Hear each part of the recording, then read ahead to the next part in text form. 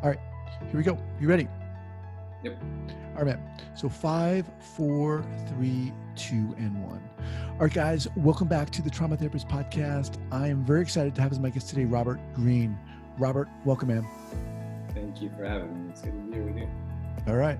So Robert is a U.S. Navy veteran, hospital corpsman, who was diagnosed with PTSD in January of 2016. After a long battle with his internal demons, he decided to immerse himself in ancient practices as a means to master his mind. During his time on active duty after deployment, Robert attempted suicide 2 times and was placed on anti-depressants and sleeping medications. After battling an addiction to alcohol and sleeping pills, when he was coming off active duty, the thought that he had a serious problem didn't cross his mind at all. At that point, he fell into the toxic pattern of what he calls the bulletproof facade most military men wear, and so didn't admit to himself or anyone else that he had a serious problem. As he describes it, as long as he kept things together on the outside and his career life was going good, that's all that mattered. Robert kept this whole song and dance going for 8 years, he describes. In the midst of a drug addiction, toxic relationships, and his career life falling apart, he attempted suicide again in 2015, 2 years after he lost his father to suicide in 2013. All right, man, a lot in there. Appreciate you coming on here and sharing your story. Before we get going, Robert, share with our listeners where you're calling from and where you're from originally, too. Originally, I'm from New Mexico. I haven't lived in the United States since the age of 21, so it's been quite a while, Wow. almost 16 years. I'm calling now from the Philippines. I'm on a small island called Boracay. This has been home for the past 4 years. I usually stay here for a few months a year, then I go study in India. So I go back and forth. But I'm on a small island called Boracay in the middle of the Philippines in the Visayas region. It's 5 in the morning here. Okay. Wow. Thank you for doing this. So, how did you get here? How did things start to turn from you? In your bio, it sounds like you went through the ringer, man. Yeah, I had a long battle with trauma, with a lot of mental health issues. I didn't write it in the bio, but I lost my mother to cancer when I was 4 years old. Oh, man. Sorry to hear So that. having that experience to start life out with, it kind of gave me this kind of, I don't know how I say this, normalization of trauma. Like when things are so kind of chaotic and hectic in life that it just kind of normalizes in the mind. So for me, growing up in a very dysfunctional household, my father was also struggling with alcohol addiction and all this, and my stepmother had her own psychological issues. Like the military was just kind of just a way out, away from home. I'd rather go risk my life for my country than stay home. So it Mm. was a good way to just kind of get out into the world. And doing that, I mean, it was a very good experience, but I think the biggest problem with the military is the psychological conditioning never just turns off.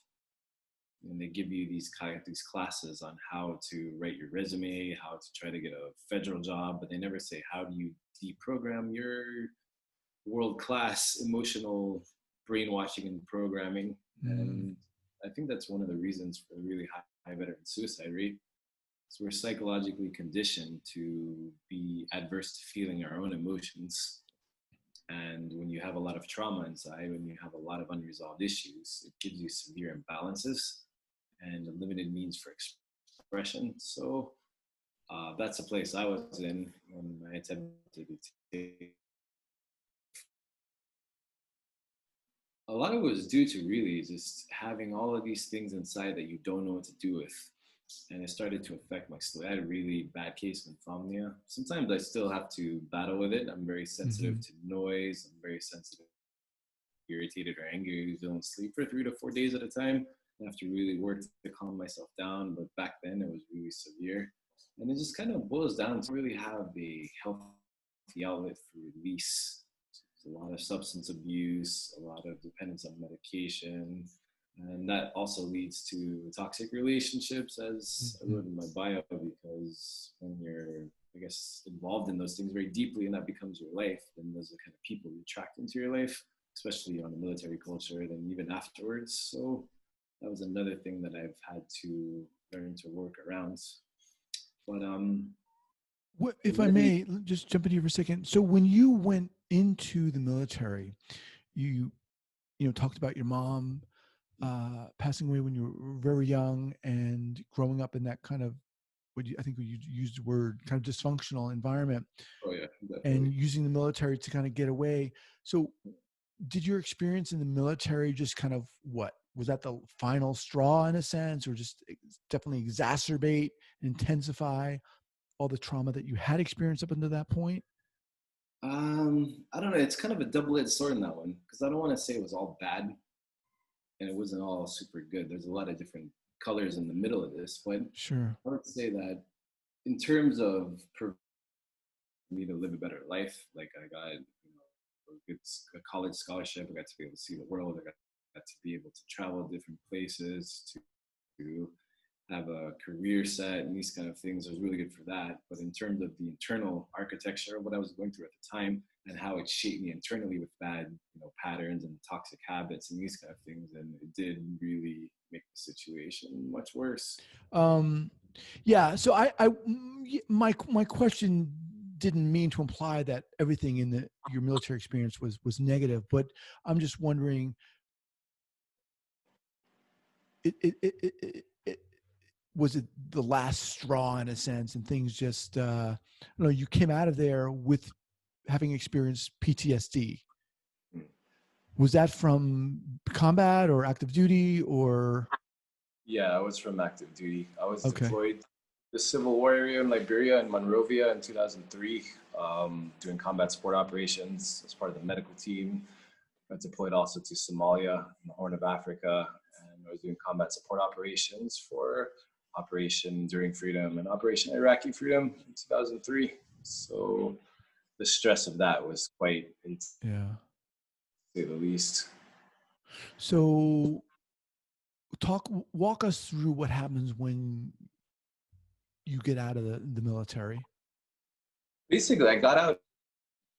I think it might be a bit different now, but when I got out of the military, you're given something called TAPS. TAPS means Transition Assistance Program, and they basically sit you down in a classroom for around 2 weeks. That's 10 calendar days.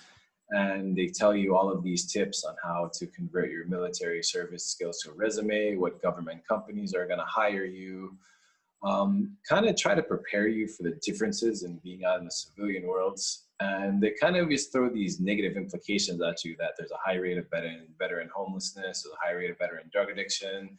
It's very hard to get a job as a veteran. Then they sit this little contract in front of you before the last day. They said, "Are you sure you want to get out? Because you're probably not going to make it."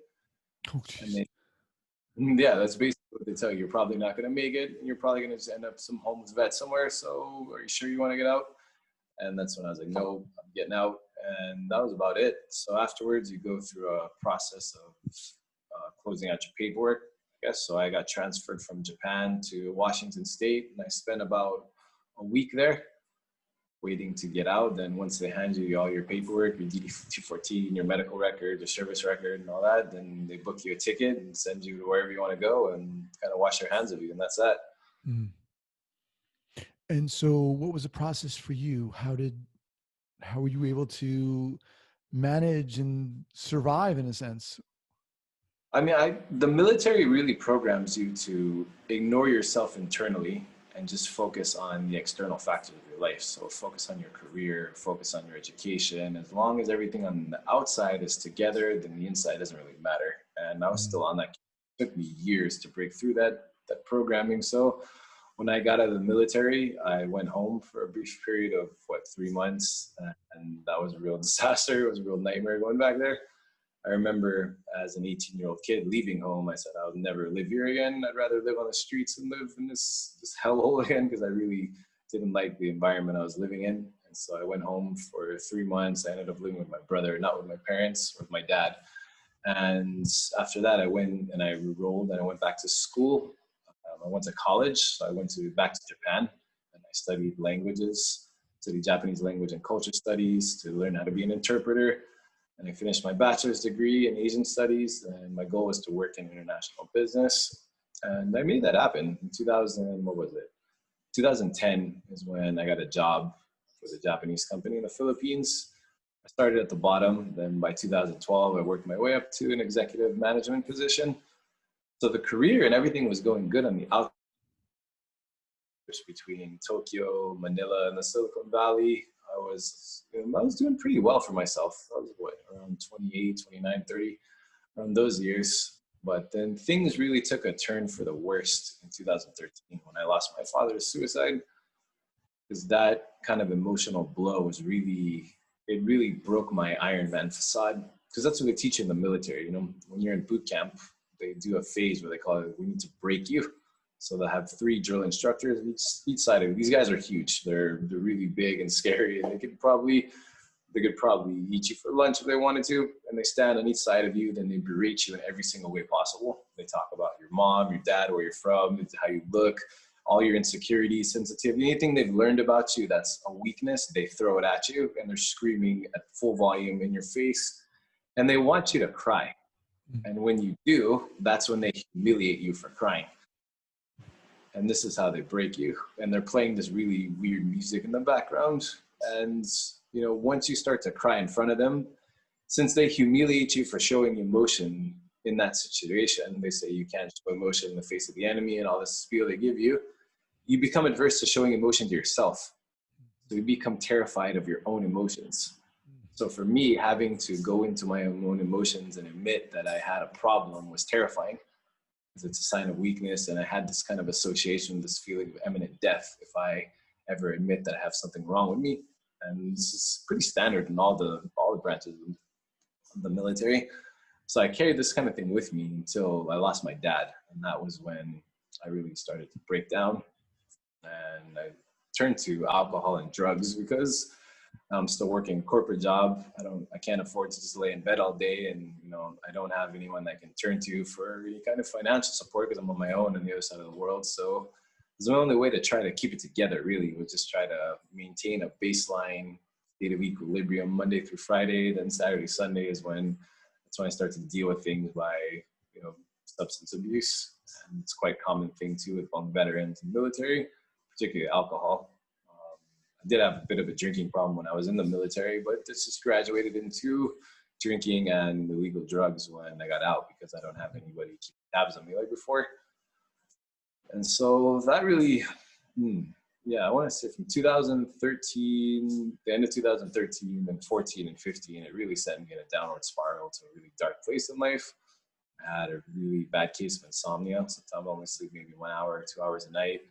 I had a severe substance abuse problem. I could not just be sober. Like, being sober was not possible for me.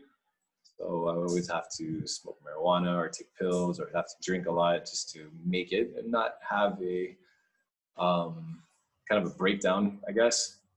During situations at work, I would just lose my head with clients and end up messing up contracts. I would be very edgy. I couldn't really socialize normally anymore. I had a huge problem with social anxiety. And I was in a relationship at the time, and that also took a really bad turn for the worst, because both of us had our own issues. But I think for me, it was the mood swings.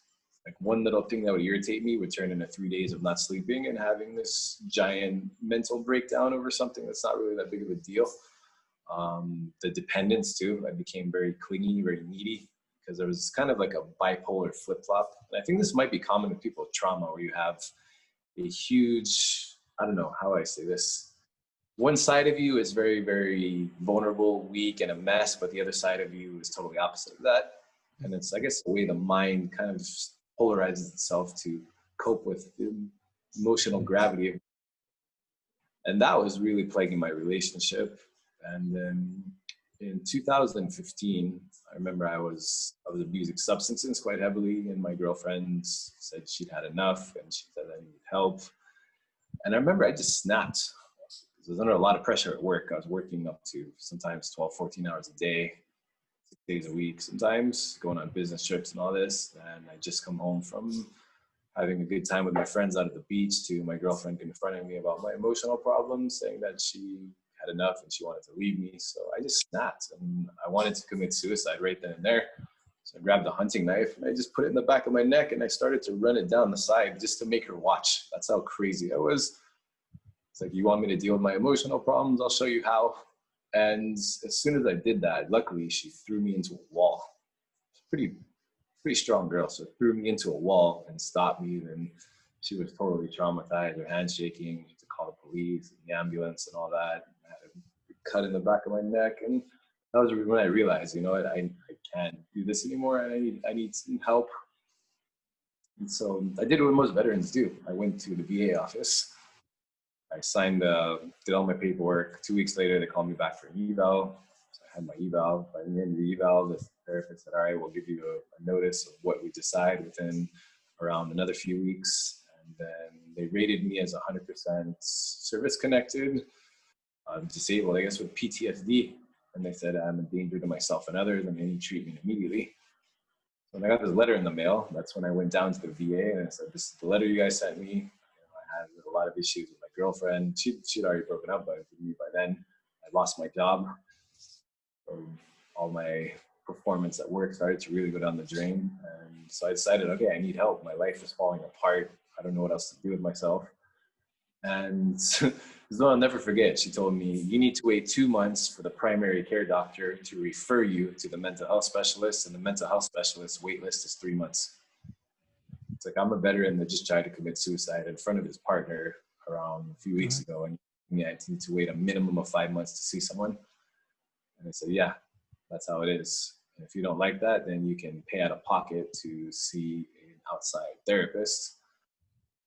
And so I was like, I don't know, what am I going to do about this? I just lost my job, right? So I remember I went to an outside therapist, and he basically did an eval, and he said, all right, I want to put you on anti-depressants. I want you to start Prozac, Zoloft, all these other kind of things. And I really wasn't wanting to go that route because that's what my dad did. My dad was on Prozac for 20 years. And I remember as soon as he stopped taking it, he would just go bananas. Like, he would totally flip.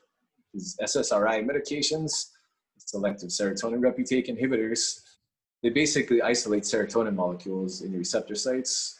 So it gives you this false sense of being in a good mood.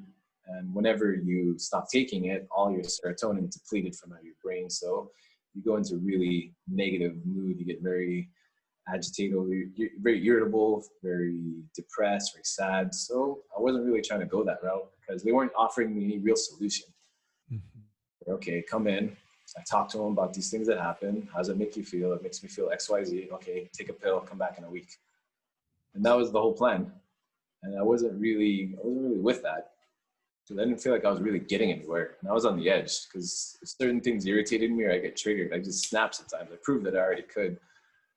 So that's why I decided to start looking into different alternatives, because I was still on this waiting list and it was maybe about, a few weeks in, and there was nothing promising in sight, right? So I came across a study that the VA did with the University of Indiana in 2014, where they put a group of 120 veterans through a controlled study doing yoga classes 3 times a week. And I was reading the results because I knew how to interpret these case studies working in the medical field and the military. And the results looked really promising. So reduced anxiety, better relationships, better moods, better control over their emotions, better sense of self, better peace of mind. And I got really interested in this idea. That's when I started to research into it. And around a year later, in 2017, when I decided to go to India to study yoga. And that's when my life totally started to turn around. Because my intention of studying yoga was not to be, a fitness instructor where you go in a gym and you people how to stretch. I really wanted the spiritual aspect of it, because that's the part I thought I would get the most healing out of that. Yoga is a practice of realigning your energy to divinity. And I look at this whole mess we get in our thoughts and our mind and our egos and these kind of psychological patterns that we have. Whenever we pick an identity and identify with it, okay, I have PTSD. And then the mind will hold on to a narrative, which what I was doing was, okay, I have all these excuses to do things. I was in the military, I'm a veteran, so I'm messed up. Therefore, I have the God-given right to do X, Y, Z. So rather than go that approach of trying to fight this long battle with my mind, I like the idea that if you use a practice to realign you to the energy of God, or the energy that creates all life, that energy is perfect and that energy has no flaw. So if you embody that energy, the mind is powerless to fight that. And that's the kind of thing that really appealed to me about studying yoga as a spiritual discipline. And I did that for around 3 months in the Uttarakhand province near Rishikesh. That's where yoga was actually created. And I did that under the tutelage of someone they call a sadhu, so a renunciate, someone who forsakes all of the material life of the world and dedicates their entire life to connecting with God in a way. Because in their whole mission in life is to eliminate karma so they don't have to reincarnate. Under that belief system, in the Hindu belief system, if you create karma, then you have to resolve it in lives. So their whole, I guess, journey or mission in life is to not create the karma that will cause you to reincarnate by staying connected to God. So by forsaking the material worlds. And I lived as a renunciate for 3 months, and it was probably one of the best time periods of my life. I did a lot of healing in that by forsaking this material attachment, this ego, and completely tuning into how do I get in touch with the creator and embody and live that energy. And the physical practice of yoga as well. It's really beneficial for people with trauma because it brings your mind completely into the present moment. Because if you think about a person that's traumatized, the mind will do two things. Number one is it likes to jump in the future and create all of these thoughts of worry and anxiety. This happened, so I'm going to have this, grand master plan to counter this and this and this and this. And we think about all these situations that haven't happened, and it stresses us out. Or depression is when our mind goes back in the past. Oh, my girlfriend broke up with me. I lost my job. I have this. I'm sad about it.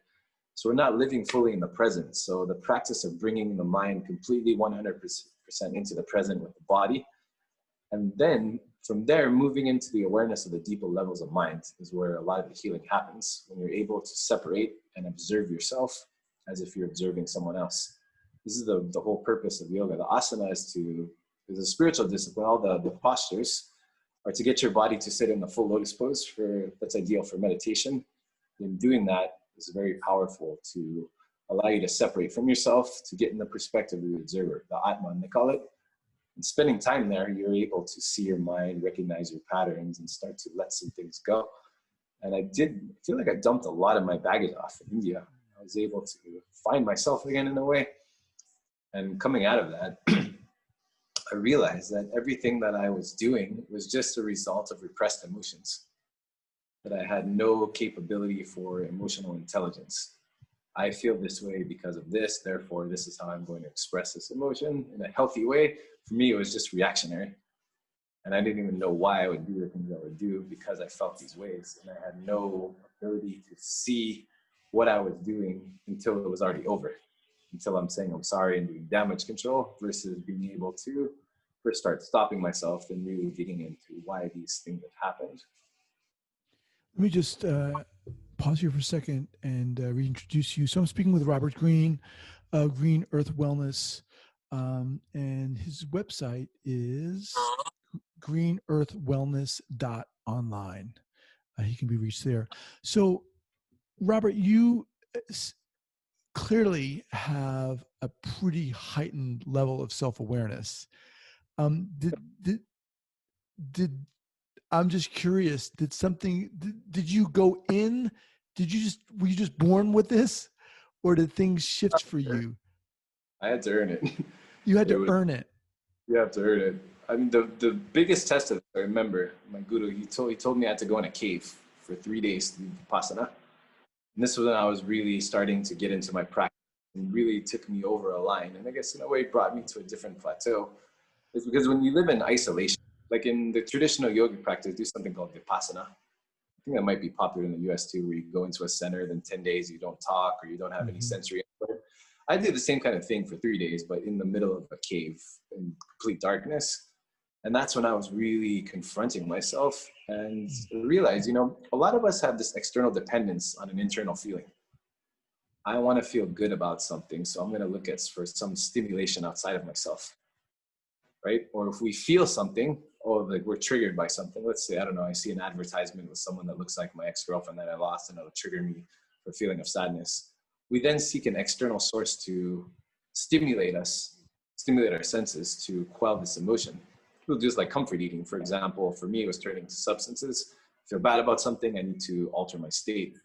So being in that state of total isolation, I was forced to really confront myself and really have nowhere to turn, nowhere to go, no phone to look at, no computer to watch, no substances to put in, nothing to binge eat on, anything like this. And it brought me to the realization that everything we feel internally is a result of something that exists already inside of us. And the only thing that keeps us from feeling, say, for example, positive feelings of love, joy, peace, happiness, and the things that we want to feel, are our own minds blocking that. Because it's very easy to feel negative, and the mind will take a negative narrative and it'll start to put it on auto loop.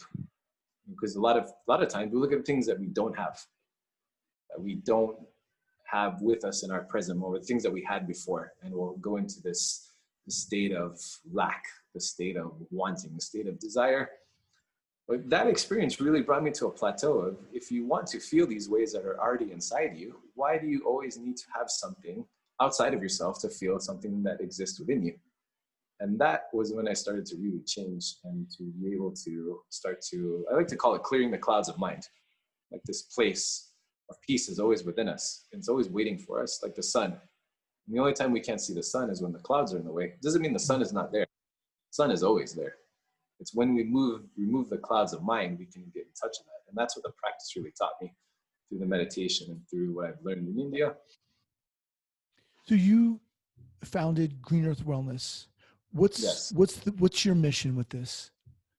My mission is to share what I've learned on my journey, especially with veterans, with men in general, because men generally, we have a very low level of emotional intelligence, especially when we're traumatized and we act out these patterns that are usually unhealthy and bring our life a lot of stress and chaos. And we do things to make our situation worse because we're unaware. So if I can help share this experience with people by bringing them a bit outside of their comfort zone, not to the extreme that I went to, but to learn these practices, get them in touch with nature.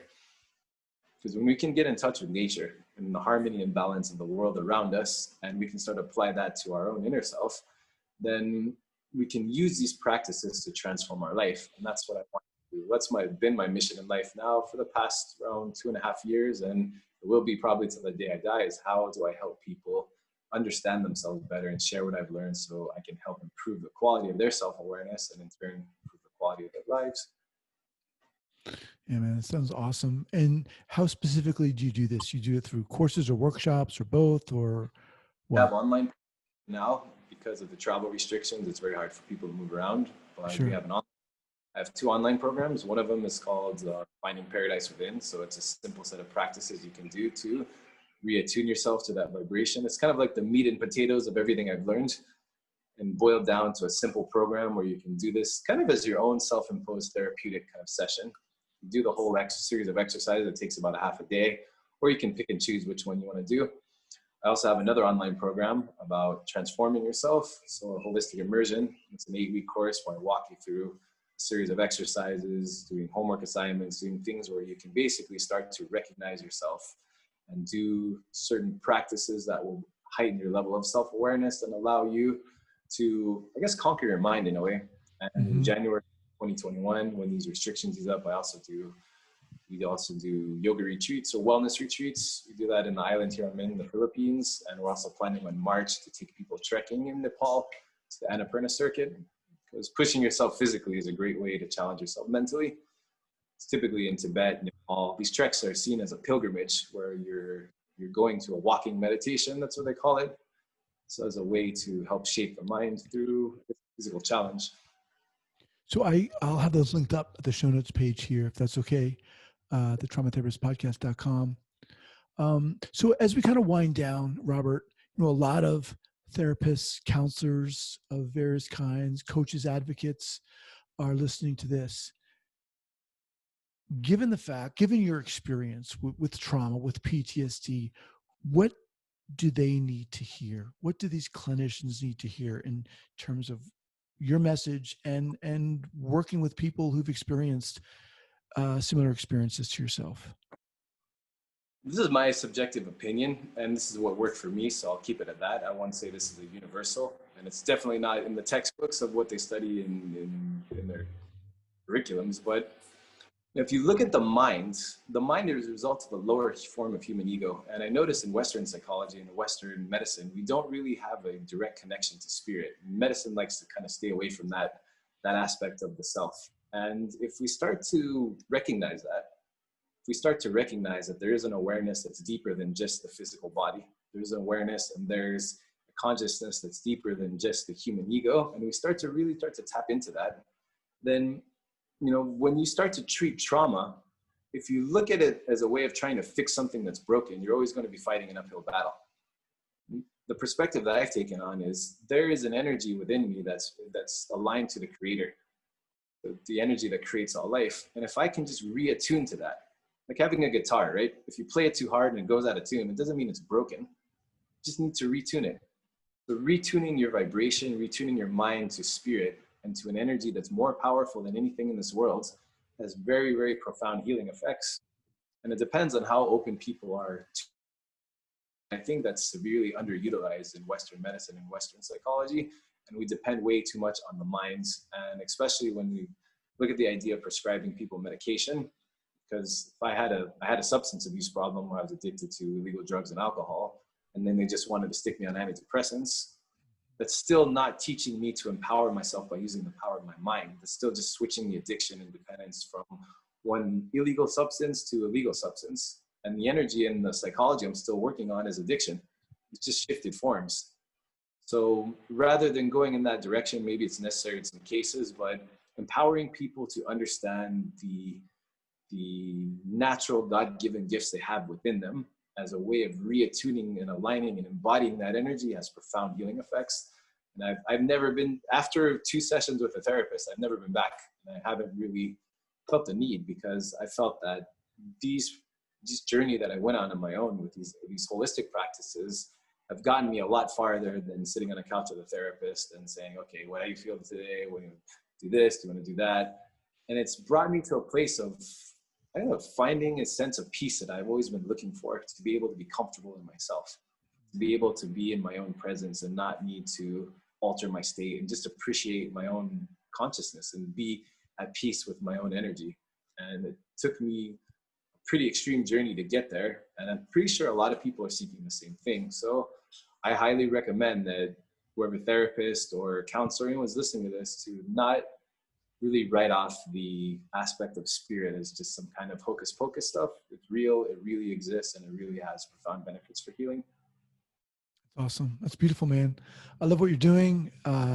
Your message is so powerful, and I just really appreciate you coming on here and sharing, the intimacy and vulnerability of your journey. It's what I hope this podcast is all about. As we close out here, can you share with us any go-to book recommendation? Anything, whether, trauma or spiritual related or not, anything that you'd like to share. Go-to book, well, let me see. There is a book called the Hatha Pradipika. It's a standard textbook for yoga, and this basically outlines a practice of what it's about as a spiritual practice. It's a pretty popular book. If you can search that in kind of Google or Amazon, I'm pretty sure they have it everywhere. And there's a book that was written, it was called Emotional Intelligence. The name of the author, I think it's Daniel Goleman. Yes. Yeah. That's okay. it. Okay. But also read, and I would recommend to anyone, especially men, if you're going through a rough time in your life and you're trying to understand yourself better, that book is really, really profound and powerful in helping you digest and understand emotions and develop a sense of emotional intelligence. Awesome. Well, Robert, man, you're certainly one inspiring dude, and I'm glad you came on here. Thanks for waking up at 5 a.m. to do this podcast. I really appreciate it. Thank you for having me. It's good to be here. All right, man. I'll talk to you soon. Keep in touch.